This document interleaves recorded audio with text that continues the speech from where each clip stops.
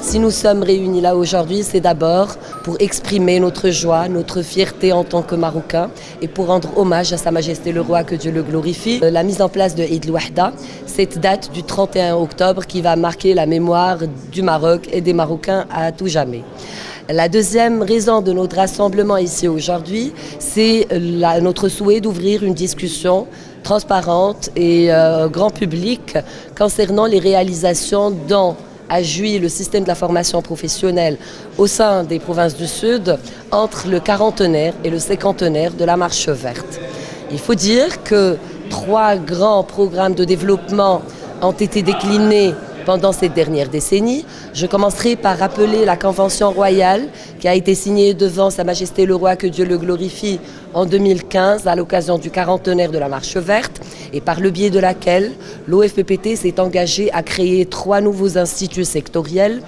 et qui ont été réalisés aujourd'hui. Il s'agit d'abord de l'Institut de l'Ouahda au niveau de l'Aïoun, de l'Institut spécialisé dans les métiers de l'hôtellerie-tourisme à Dakhla, puis de l'Institut spécialisé dans les métiers des énergies renouvelables qui est ici à Tarfaya.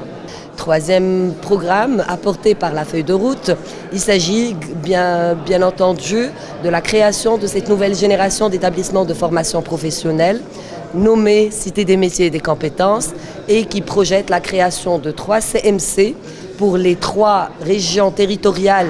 que nous regroupons à l'OFPPT sous la coupole des provinces du Sud. La première CMC qui a ouvert ses portes à la formation fut celle de l'Aïoun, au sein de laquelle nous nous trouvons aujourd'hui, et qui a ouvert ses portes dès septembre 2022